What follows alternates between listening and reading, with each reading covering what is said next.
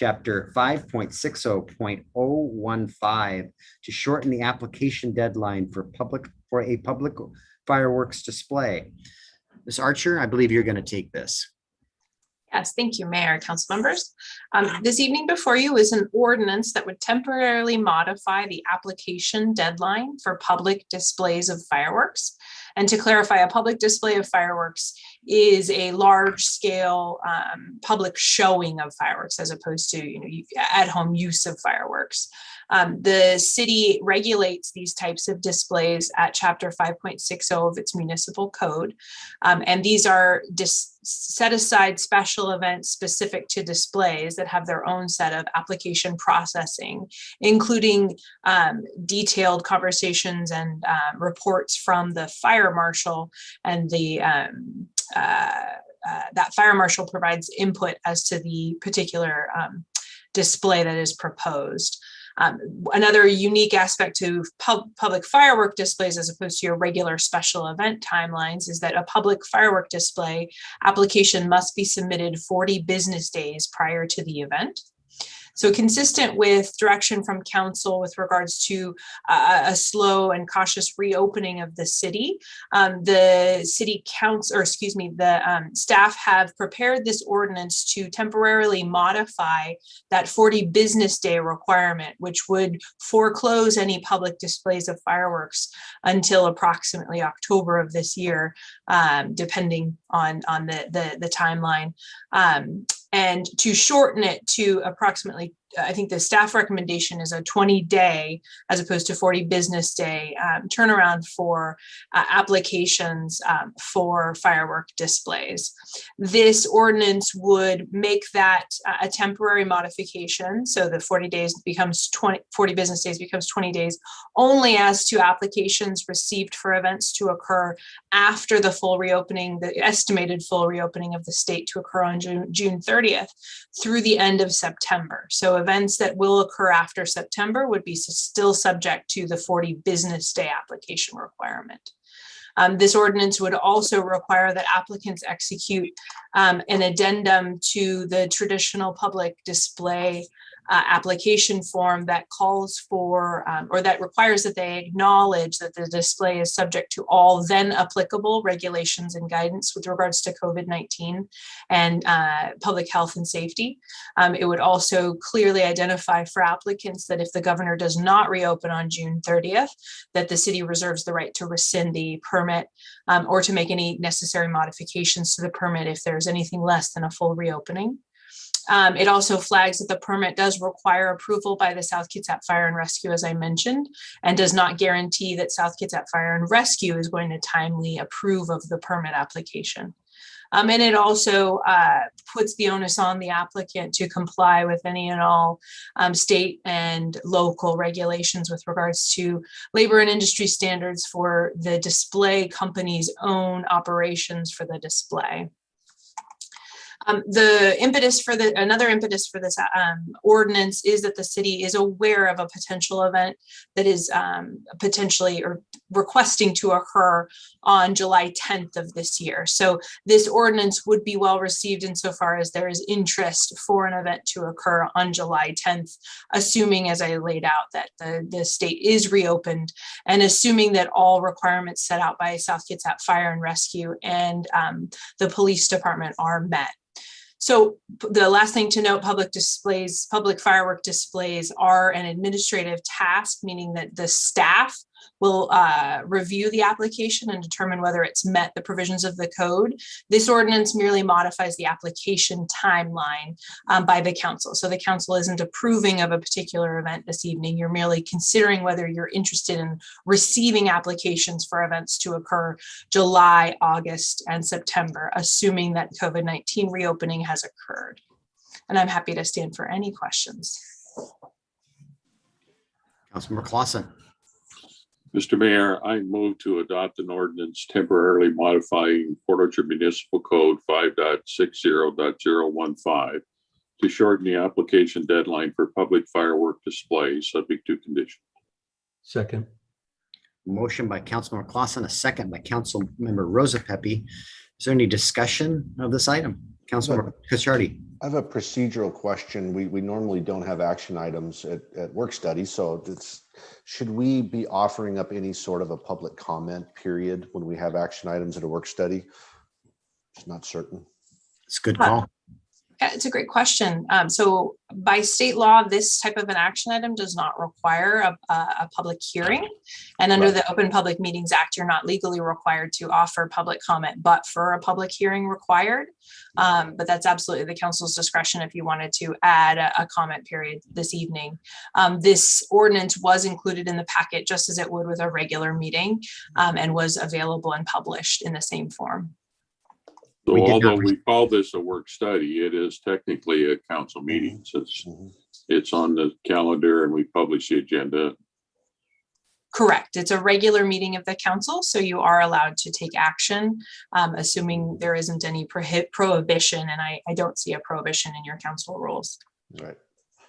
Is there a desire? Normally, Yeah. normally when we do it, so I just was curious if the public may be used to having an opportunity to speak to something that isn't on the agenda as far as an action item. Absolutely. Is there a desire to open up public comment on this action item? Mayor, I'll go ahead and ask for, to see if there's public comment on this action item.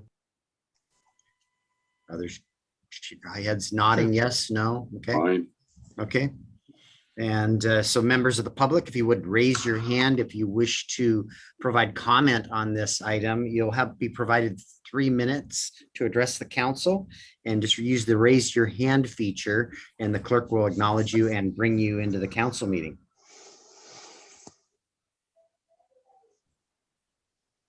Is there anyone wishing to provide comment this evening, Brandy? Mayor, I do not show any hands have been rose in to speak to this item. No raised hands. Okay, with that, we'll close the public comment, and that was a very good point of order there, Councilmember Cacciardi. We hadn't contemplated that. It rarely happens. Rarely happens, that's right. So appreciate you bringing that up. So now we can start the deliberations. Jay, you have a comment you'd like to provide?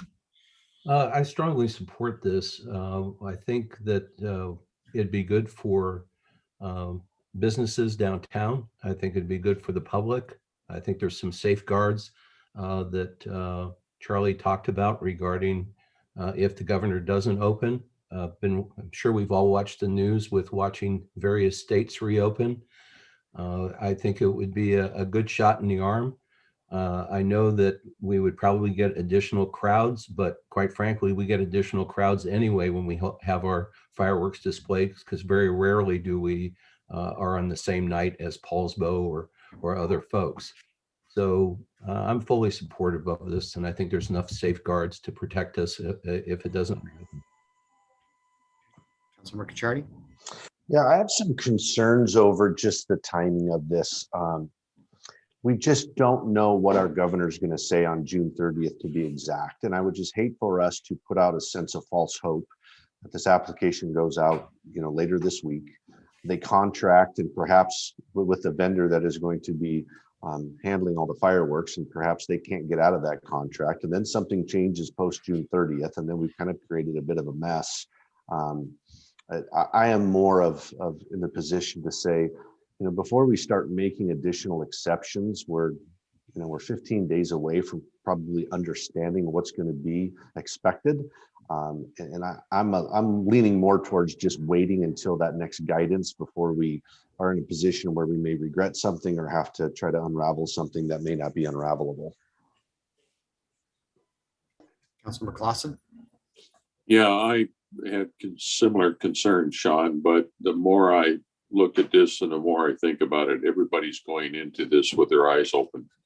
And they all recognize that there's a risk involved in what the governor may or may not do. So I think as long as everybody's going in with that understanding,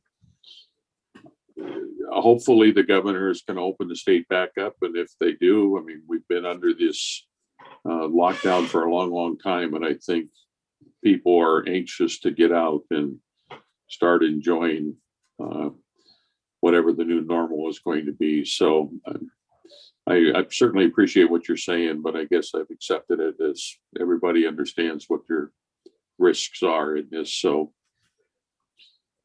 let's move forward. Other comments or question? Councilmember Ashby. Yes, I personally will be voting no on this motion. I believe that we're moving too quickly. I believe that for myself, I would not have voted in favor of accepting applications when we did, had I known that people were going to escalate the time frame. There is absolutely nothing magical about the date of July 10th. We traditionally have had our fireworks on July 4th. My neighborhood is extremely impacted by fireworks and fireworks displays. And I have concerns even about the vendor fair, and I don't know anything about it on July 10th. I think we're just moving too quickly. And I think we had the 40 business days there for important reasons, and I am not inclined to make an exception. Other council members? Councilmember Diener. I share Sean and Beck's concerns as well. I think we're moving too fast. I think, lessons learned, if we had to, God forbid, do this again, we might just want to suspend all such activities until there was a safe point where people knew that they could rely on predictable review and responses from the city. So I intend to vote against this as well. Okay. Others wishing to provide comment or questions? Okay, I see Mr. Dorsey's raised his hand. Do you have something to Well, share? I just wanted to, I was looking at the applications in general that we have before us. And I just wanted So to. Mark, we don't want to talk about the other applications. We're only dealing with the fireworks display. I was just talking about the calendar and make sure everybody's understand that we're really talking about July 2nd through July 18th, almost pretty much continuous, and then a break, and then August 8th. So has that been in We're this? not talking about any other events, Mark. We are talking about the waiver of an application period for the fireworks display. Okay. And the timeline for fireworks display is different than the timeline for special events or any other kind of carnival or anything to that nature. The issue before us tonight is the processing of this application and the waiver of the 40 business day timeline. So just everybody clear on that. Councilmember Chang. Yeah, I appreciate the concerns raised, and I share them. However, I think as long as it's clear that we are not giving them the permit, we're just shortening the time frame only for fireworks.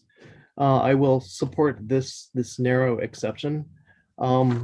I did wonder though, why not consider shortening the time frame for all applications, not just fireworks? But I know that's not before us.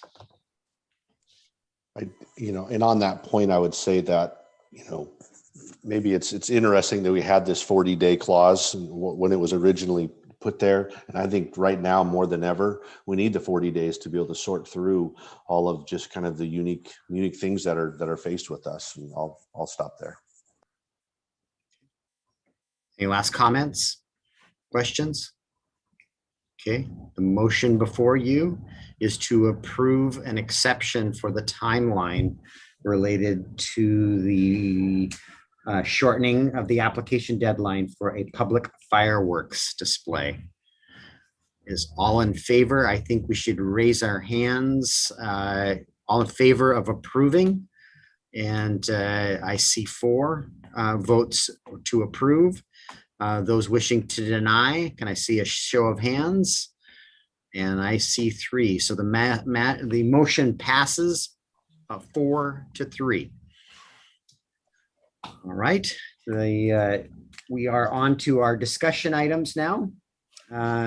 If you could elevate Josh Weiss, our lobbyist from Gordon Thomas Honeywell, and potentially Annika, if she's in the audience too, if Josh wants her to participate. Josh, welcome. Hello, good evening, Mayor and council Sorry. members. Can you hear and see me? I can. And would you like to be able to share your screen? Yes, that would be wonderful. And I think Annika is there too. Is that correct? Before I do that, I haven't seen her yet. Is Brandy going to bring her in? she, if There she she could, is. that would be great. Thank There you. she is. She just joined us. Because Annika is going to provide some of these slides as well. So let's see here. If I can. You would think that we had this down pat, but not quite yet. Okay, here we go. So again, it's nice to see you all. Annika and I represent the city with the Washington State Legislature. We just finished the 2021 legislative session about 6 weeks ago. And our PowerPoint presentation tonight is really pretty long. I'm going to go really fast because we have a little less time than I was anticipating. And a lot of this information is in our written end of session report, which you all have. And we are happy, though, to answer questions. Either feel free and stop us in the middle or at the end as well. And I'm going to do a few of these slides, and I'm going to hand it over to Annika, and she's going to talk about a few as well. So we're just going to go over the session. We're going to talk about how the city did during the legislative process. We'll talk about a couple of other bills that we didn't anticipate this session, but that we did work on. And then we're starting to think already about the 2022 session and next steps there. Just very briefly, a lot of information here. This was the long session, 105 days. They adopted their operating capital transportation budgets. Any bills that didn't pass the session will still be eligible to be considered in 2022. And they had a lot less bills. There's a lot of numbers I provided there for context, but the short story is there were a lot less bills this year than usual because of the virtual session. Having said that, the passage rate was almost exactly the same. They passed about 22% of the bills total that were introduced. It was a consequential session. I think that's the right word to describe it, whether you agree with the policy or not. The Democratic majority adopted policy that they've been considering for a number of years now, including a capital gains tax, cap and trade, carbon regulation system, and a low carbon fuel standard, which has to do with what the types of fuel that you can get for your vehicles and also in the carbon arena. The operating budget was significant, largest budget in state history. They increased overall spending for the July 1st to June 30th, 21 to 23, spending by $3.2 billion. Part of this is from federal dollars, but also just the fact that state revenues really didn't have much of, if any, impact from the pandemic at all. The capital budget, same thing. It was a very significant $6.3 billion, and that includes some federal stimulus funds that they put in the capital budget. We'll talk a little bit about the city's local community project requests. They funded 222 of those at an average of 725 per project. And they left behind some bond capacity that they can spend in their supplemental capital budget. So when we go into 2022, that'll be something for us to think about. Transportation funding was a really big topic this session. I'm sure if you watched the news at all, you heard about this. They did adopt a sort of a current law transportation budget, which basically just allows them to continue forward projects that were in the Connecting Washington revenue package from 2015. But some of those projects were in fact pushed out in terms of timing. They had to be slowed. And that is really because there is a significant shortfall in the transportation budget, and they had to use federal dollars even to be able to preserve the current schedule that they have for those or keep all those projects on the schedule. There was significant discussion about adoption of a new transportation revenue package. For the first time, we saw the House come out with a proposal. We've seen the Senate do that. This is the third year the Senate's done that. And but the House took steps forward. They didn't get it across the line. We'll talk about that a little bit more as well. And I'm sure most of you saw the really controversial action that the governor took of vetoing the linkages that the legislature had made to carbon policy. That will have a significant impact, I believe, in the long-term sort of tenor of negotiations between the legislature and the governor on transportation, but on other issues as well. I would also just say that the city has been really great. The mayor's been really great advocating for transportation projects in the city, continues to testify at those hearings multiple times. Annika is going to, after this slide, take over and talk specifically about some of your projects that we advocated for. This slide shows really a pretty good session for the city of Port Orchard. So Annika, why don't you take it away? Thank you, Josh, and good to see you all tonight. Can you hear me? Not as good. Okay, cool. So one of the main items we worked on this session was the South Kitsap Community Event Center capital project. This was the second year that we had this project on our legislative agenda, but it was the first year that we requested funding for the project. You all recently selected a site for the facility. So this year's request was for 1.2 million for land acquisition, with the idea that we'll be requesting funding for construction in a future session, possibly 2023. Knowing this is going to be a multi-year request, we've wanted to build strong support within our delegation and also with capital budget writers. So we met with the delegation last year before session to talk about this project. And then again, oh, go ahead. Okay. And then again on the interim to update them on the progress that the city has made. They've all been really good champions for this project, particularly Senator Randall, who has kind of adopted it as one of her key projects. So that's really awesome to see. They all agreed to put forward the request again. So all 3 members of the delegation put it forward this year. Before session, capital budget writers did indicate that they wanted to emphasize construction projects over other categories of capital projects, kind of as a response to COVID-19 doing economic stimulus.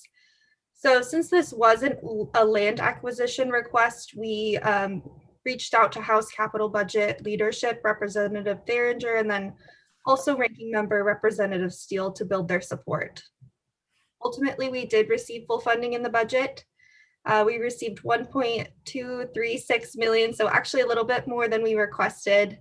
This was the main capital project that was funded in the 26th district in the local community projects category. So that's really indicative that your delegation strongly supports this and put this as their main priority in the community.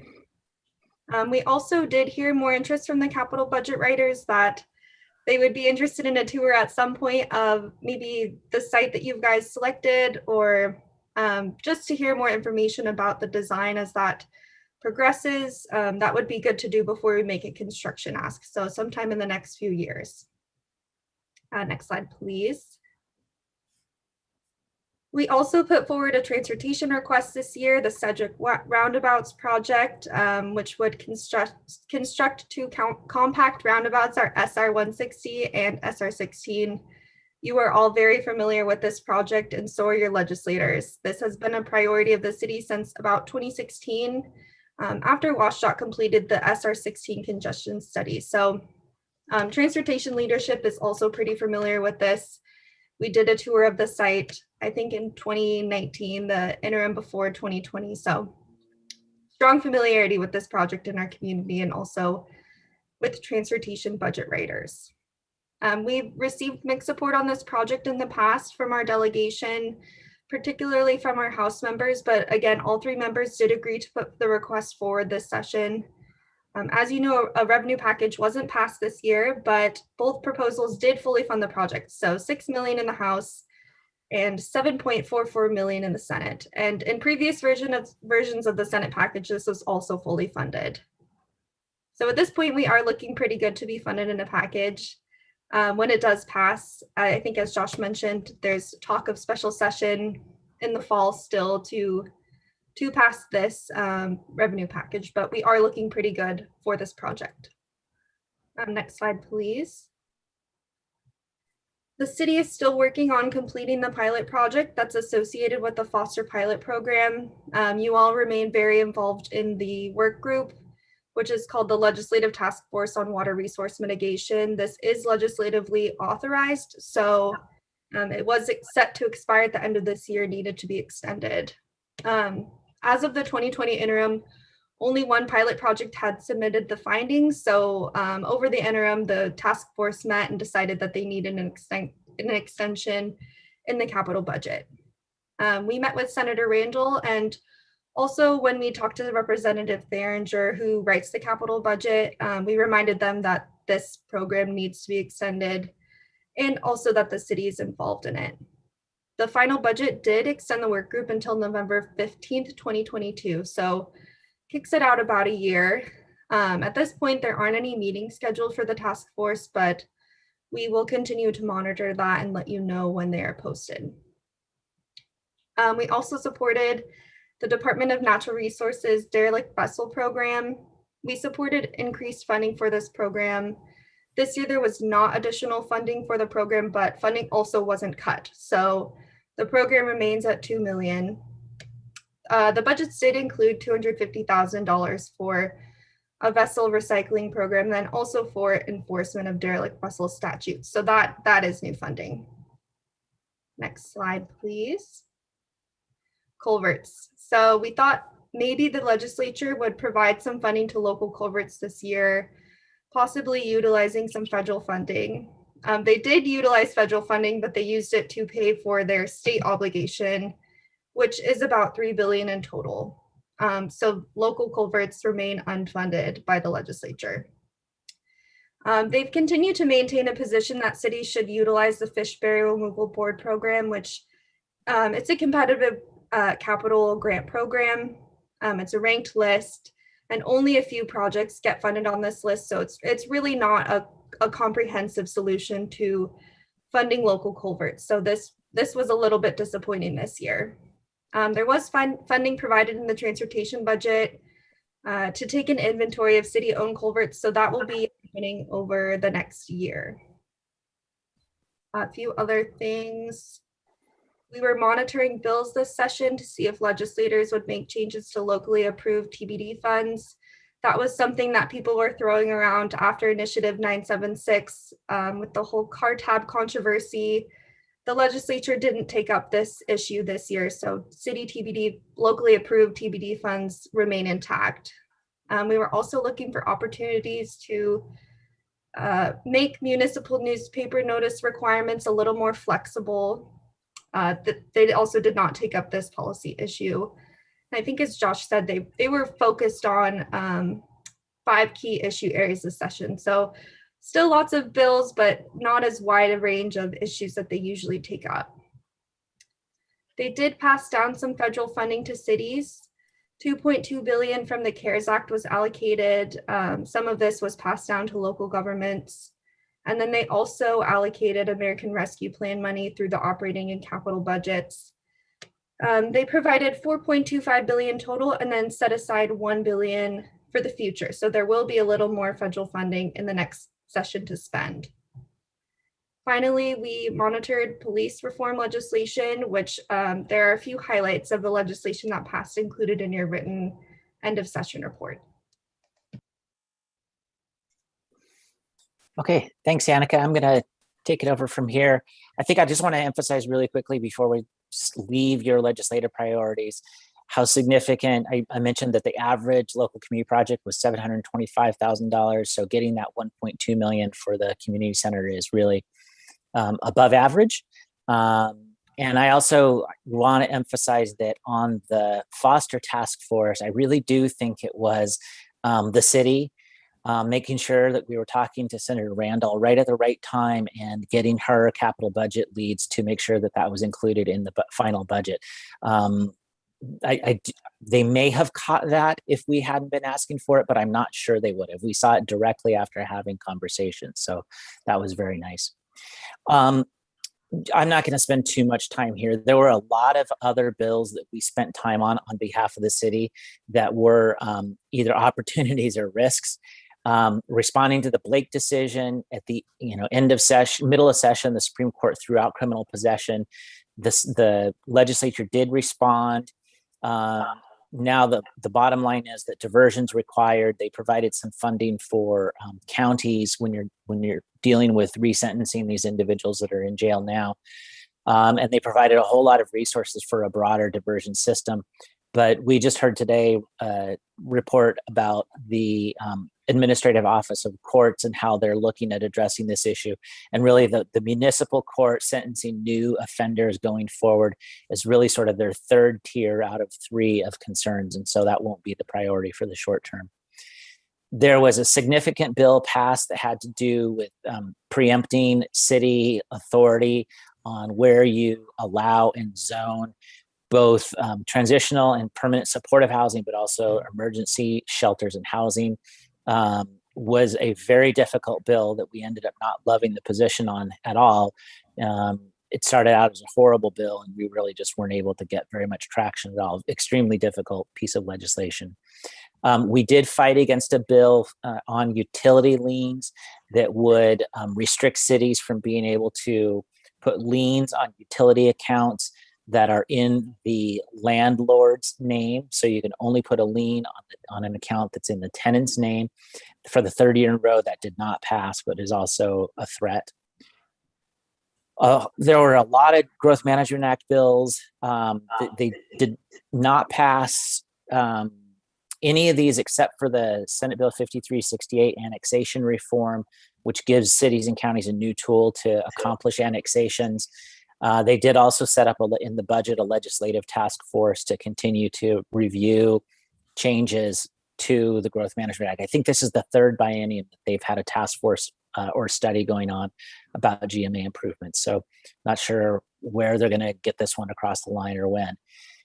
Just a couple of items for you all. I know that are of importance to the city. There were additional $3 million for 5 additional classes at the Basic Law Enforcement Academy classes. There was also $200,000 for Commerce to do a report on incompatible developments near military bases. And that was a program that was set up 2 years ago. And now they're just providing some money to follow up on that. Really, last thing to talk about here is next steps. Annika mentioned we are still hearing even today rumors about a potential special session in the fall for transportation budget. If they don't do it this fall, I don't think it'll happen in 2022 because it's an election year and we'll probably be waiting for 2023. So when you think about your legislative agenda for 22, we probably won't have to talk about Sedgwick again for 2022 because either it will have just been funded in the package or we'll have to wait until 2023 until it gets funded. I think you're probably all aware that the Redistricting Commission is meeting this year. The 26th legislative district is one that I keep hearing is likely to be potentially amended. We'll have to see how that plays out. And that will be adopted by the legislature during next session as well, that mapping plan. There will be pre-session committee assembly days in September and December. I think we're feeling like it probably will be in person again. We're certainly hoping it's in person again. We'll start to see governor's budget in early December, and then session starts in January 10th. And we'll want to be talking with you, through the summer about priorities and how to prepare for what's coming up to be the short 60-day session in an election year. And I guess just final word from us is, we always say this, but it is a privilege to represent you. We really do appreciate the relationship that we have with you, Mayor, as well as a council in the city, and we really enjoy working with you. So another successful session and looking forward to more work in the future. And happy to answer questions if you have any. We went pretty fast there. Right. Thank you, Josh. And I echo your comments. We have a fabulous relationship with Josh and Annika and Gordon Thomas Honeywell. They do a very, very good job for us. We really went into the session asking for $1 million and amended that very quickly to $1.2 million because we were told that's what we could get, and we even did better than that. So we typically have a success of some sort in every session, and it's because of these folks that work very hard for us, and we all play a role in that, and I think we understand our roles, and that contributes to our success too, because they're very astute and to tell me when I need to be, where I need to be, and who I need to talk to or testify. So that makes us much more effective. So with that, Councilmember Chang, do you have a comment or a question? I had a quick question about House Bill 1220. Was this the one that was awaiting the governor's signature, and did he sign it? He did sign it. Yes, he vetoed out one section that had to do with accessory dwelling units, but yeah, he did sign it. Thank you. Other questions for Josh? Or Annika? Annika's capable of answering questions too. Yes. Well, thank you, Josh. I look forward to having some conversations later this summer and into the fall about our priorities for the next session, even though it is a short session and there likely won't be as many opportunities as we just had. So Thank you. And I just, if you see your legislators, please tell them thank you too. We appreciate the praise, Mayor, but we couldn't do this without them, and good relationship with them too. So yeah, we thank them here publicly. Yeah, and in particular, Senator Randall really carried the water for us. But all of our delegation are important to us. Yeah, thank you. Thank you, Josh. Thank you. Thanks, everybody. Good night.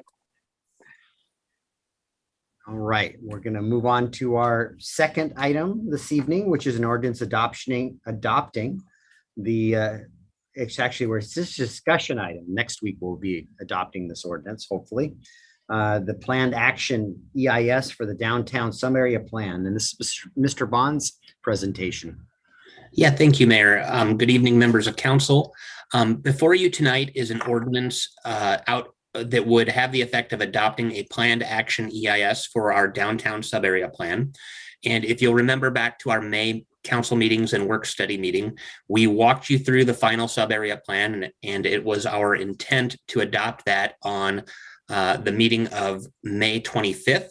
However, that week we were also working on drafting the planned action EIS, and so we pulled the sub-area plan off of the May meeting because we wanted to make sure that all of the whereas statements and clauses in both ordinances were consistent with one another. And we believe we have done that now. And so at our next meeting next week, we would be bringing you an ordinance to adopt the sub-area plan, immediately followed by this ordinance adopting a planned action EIS for the downtown sub-area plan. So the planned action, and we've been talking about this for a little over a year, but this is a process that's allowed in state law where we are essentially doing our environmental review for a certain level of permitting activity within a defined boundary of our city. And in this case, the boundary matches what was in the sub-area plan for downtown, which has been discussed at great length. But this actual document hasn't been discussed in as much detail, and there is a little bit of an alternative for you to consider tonight. We have put it forward in a format that is our recommendation. But as I mentioned, that we are essentially performing SEPA review for a certain amount of development. And the reason that we're doing that in part is that we received a grant to both develop the plan and to try to move the needle on housing supply and housing affordability. So part of our overall grant from the Department of Commerce was about increasing housing supply. If you look at the ordinance in the staff report, there were two alternatives considered, and our EIS actually had three alternatives. One of them is no action, which is no change, and then there was alternative one, which is the mixed use focus, and there was alternative two, which was the residential focus. So under alternative one, the mixed use focus, we did an environmental review on up to 848,600 square feet of non-residential uses. That includes the county courthouse project, all 4 phases. It includes the community event center, and it includes additional miscellaneous commercial development downtown, whether that be the 640 Bay Street property or the Bay Ford site, whichever one would happen to develop first. It also covered the review of up to 1,288 housing units amounting to 752,000 square feet of gross indoor floor area of residential household living. Finally, the parks and recreation facilities that were part of the downtown plan are also part of the SEPA review for the proposed planned action document. I did mention that there was a second alternative, and it is more residentially focused. It decreases the allowed commercial square footage and increases the amount of residential units that could be built downtown. However, we are not recommending that primarily because the courthouse takes up such a huge portion of the commercial redevelopment, and we want to make sure that there's still an approval to cover things like a Kitsap Bank project or the redevelopment of the Ford site or other mixed-use type development downtown. So the recommendation tonight is to proceed with the mixed-use alternative, which again is about 850,000 square feet of non-residential uses, 1,288 units of residential housing, but it is up for discussion if council wanted to go in a more residential direction in terms of the scope of the EIS. With that said, in terms of how the EIS will work, if a development is proposed in the city, the ordinance outlines the process for how things will proceed. An applicant still has to submit a SEPA checklist when they do their development application, and the city will review that checklist and figure out whether it's covered by the planned action or whether it requires outside SEPA review. So if somebody came in for a permit to develop a use, say I'm trying to think of a use that's not allowed here, maybe a garbage dump downtown, we would look at the SEPA checklist and determine, no, this clearly isn't under the scope of the planned action EIS, and it must go through its own SEPA review process that follows the normal path. Alternatively, if somebody came in and let's say the 640 Bay Street project came in and they were going to do 200 units of housing, the parking garage, and 20,000 square feet of retail, we would look at that project. We'd look at how much development has already occurred under the planned action, and we would make the determination that yes, this is covered under the planned action, or no, it is not, because other development has occurred first.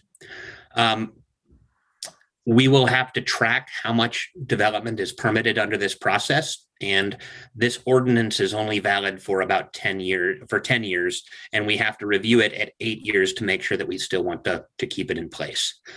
I think that about covers it. Charlie, is there anything that I missed that you wanted to touch on, or did we lose Charlie? I dismissed Charlie. She's more expensive than you are. Well, hopefully I've covered everything.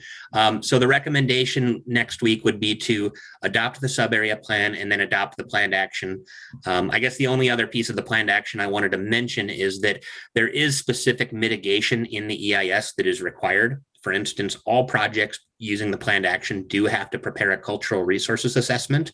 And that was a request of the tribe. They had requested that we make sure that they do a desktop analysis and that be routed for comments to the Suquamish for additional comment on a project by project specific basis in the event that something is discovered or that some other step needs to be taken. There is also, as part of the sub-area plan, we are adopting some minor code changes, including requirements for frontage improvements for all development and redevelopment downtown. So if we had the redevelopment of 640 Bay Street, or I guess that's a bad example, but if we had an existing building that was just changing uses, currently our code does not necessarily require frontage improvements. And those frontage improvements could be required under SEPA. Here we are making those mandatory for all projects in the city. So there is some mitigation still for transportation, but if you pass the concurrency test by reviewing intersection level of service, we are not going to use SEPA to go after you and tell you have to build a traffic signal or a roundabout or some other improvement because of your development. We did that level of traffic analysis on the plan itself. So this is meant to streamline the process for developers and provide developers with much greater certainty as they go into a permitting process. And also it limits the possibility of appeals from neighbors or concerned entities because the environmental review has already been completed. So any questions? Councilor Diener, I saw you raise your hand.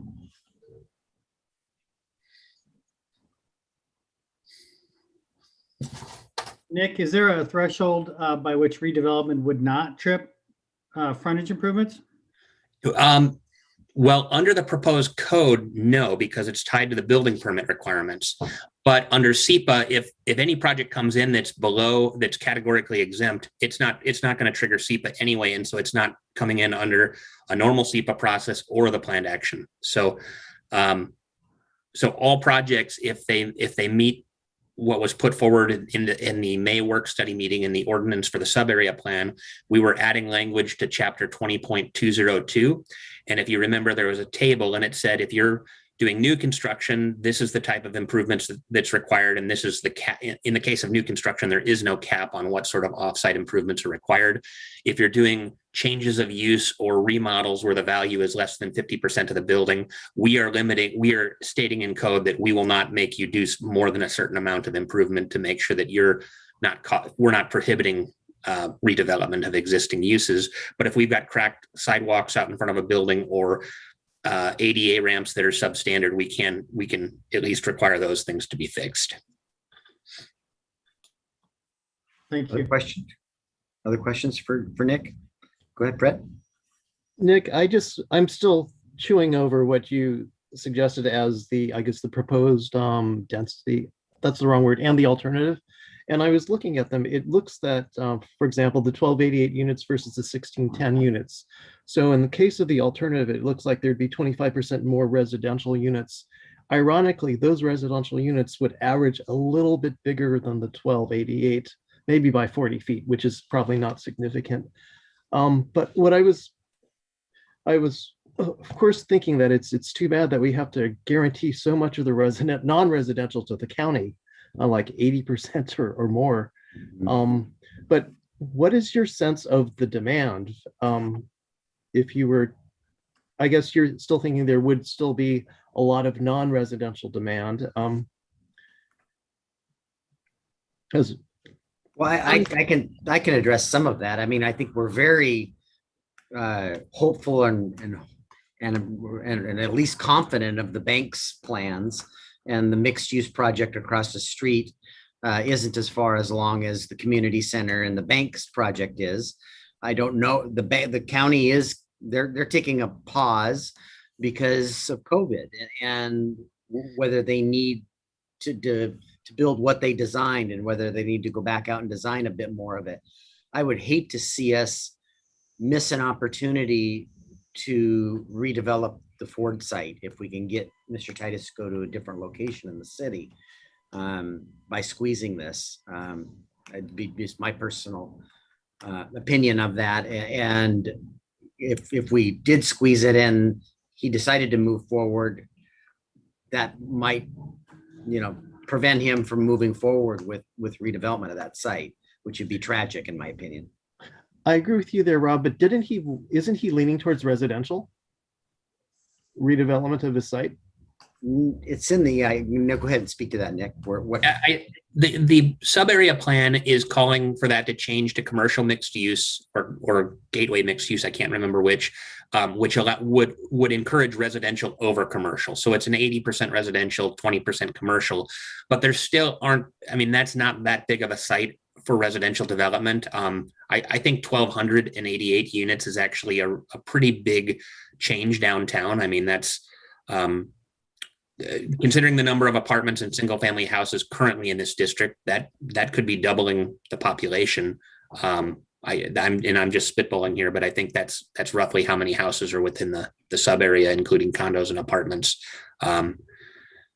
So that's a lot of units of housing. And quite honestly, I would want to reevaluate things before expanding the EIS to be a higher number.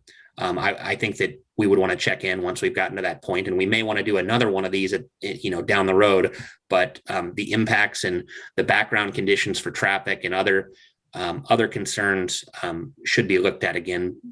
This is our first time using this tool, and I feel comfortable with that number.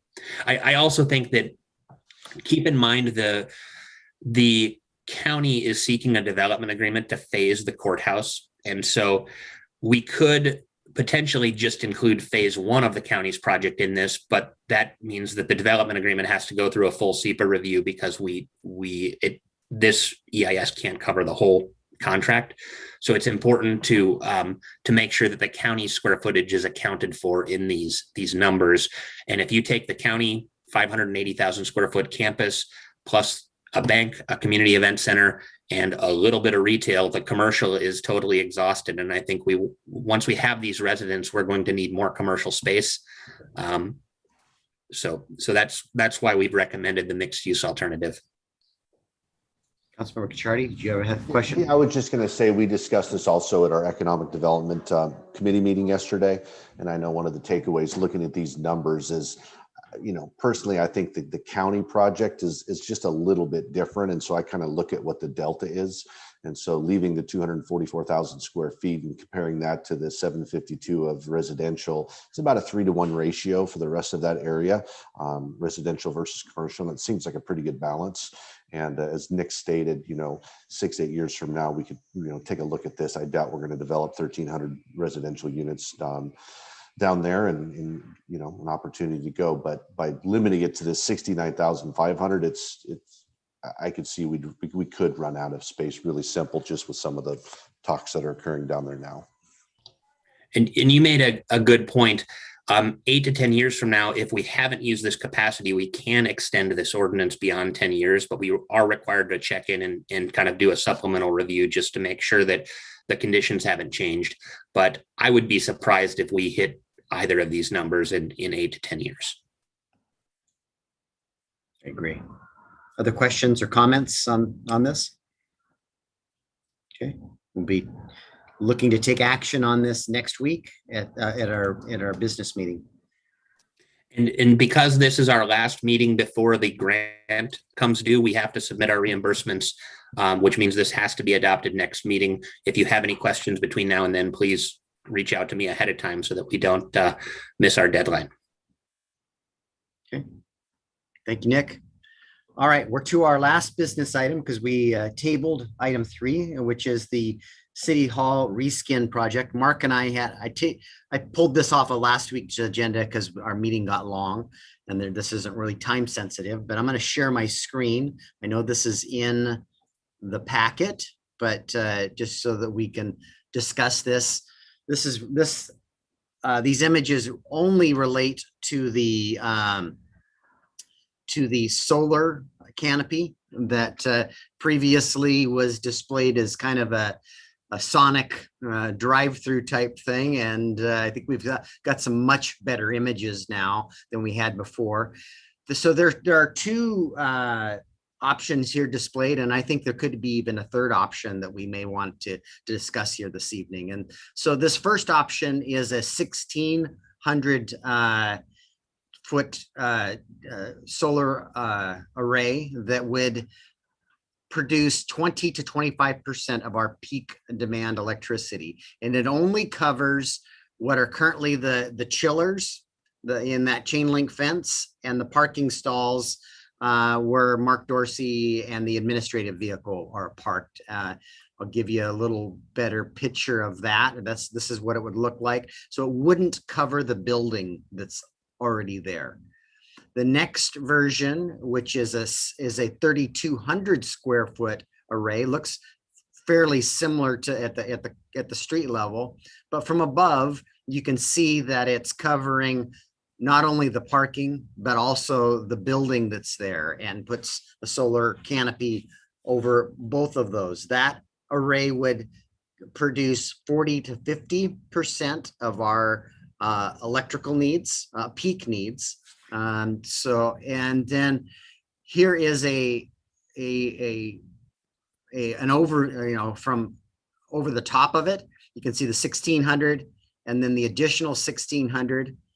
And I would argue that we could add another 1,600 square feet and cover this parking over here and produce 75% of our peak demand. So those are really kind of the 3 options before us. I think we want to do solar. I think it's the right thing to do. I think these images are much more fit in with the building that we have versus the Gull Wing drawings that we had before. And I'm just kind of before, these are concepts still, and we're about ready to dive into actual designs. And so I just want some feedback on how much solar canopy that you guys are comfortable with. So Councilmember Clausen?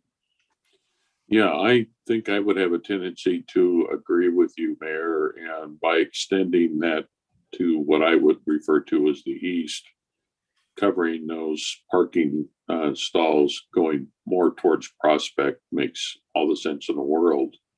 And I like the idea that we would be able to capture even more of our peak demand. I appreciate this view of their proposal. This does look much more acceptable and pleasing. I guess it's not much more than a glass covered carport or coverage over the parking. So that's my opinion.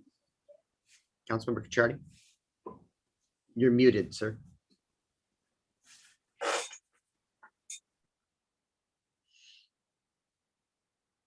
Sorry about that. I would agree with you, Rob, and Councilmember Clausen.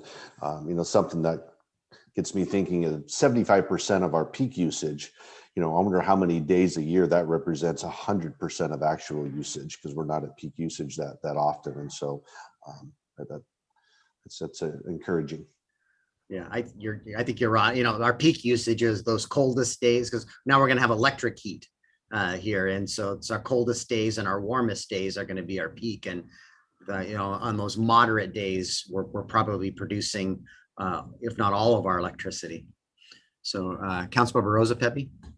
Just a real quick one, Mayor, and when I'm all in favor of expanding also. I love the carport analogy, but just one thing I would like to know is return on investment. As we expand, what's the cost? Obviously, it should go down a little bit, and when would be the payback on it? But I love 75%, and as Councilmember Kuchardi said, it's probably be more that we get since we're not going to have that many peak days. So, yeah, and I have an answer for you there. I'm sorry I didn't capture it in my. So the 25% proposal is $350,000. Okay, and it has it's estimated at a 15-year payback. It's $150,000 more on each step because we have the same infrastructure to bring it into our panel and the grid. Just that we're buying more solar panels and a little bit more structure. Now, Mark and I have talked about if we're going to put a canopy over that building, it's got a 20-year or more old roof on it, that we're going to evaluate that roof, maybe put a new roof on that building also, because the last thing we want to do is 5 years from now, take the solar panel off because the roof's leaking on the building. So, we'll incorporate whatever, whether it's just putting a new mop down on the roof or, an entire new membrane on that roof, so that we don't have to ever, then that roof too, because it's protected from UV, likely will not deteriorate very quickly. Councilmember Rose Pepe, you have a follow-up? Yeah, just a quick follow-up. So it was 350 initially, Yeah. and then one. Yes, and I didn't finish that thought. You're right. And then it was 500,000. It jumps up by 150, Right. and it drops down by 2 years, and the payback is 2 years faster, even though we spent more money. Right. And then you can extrapolate a couple of years sooner, and it's another 150 to 650,000 we spent, but we get that payback in about 11 years. Well, as long as the council buys off on the design, I'm all in favor of it. Councilmember Diener? I'm happy with those numbers. I'd like to see the solar canopy extended towards Prospect as well. I'd love to be able to brag that we have 75% of our peak usage covered. So Cindy, go ahead. I'm just wondering, how much landscaping can we have along the edge of the street with that canopy? Can we still have plenty of landscaping? We won't encroach on that landscaping. Now, there's some trees on the Prospect side that are shrubs that we couldn't have those shrubs.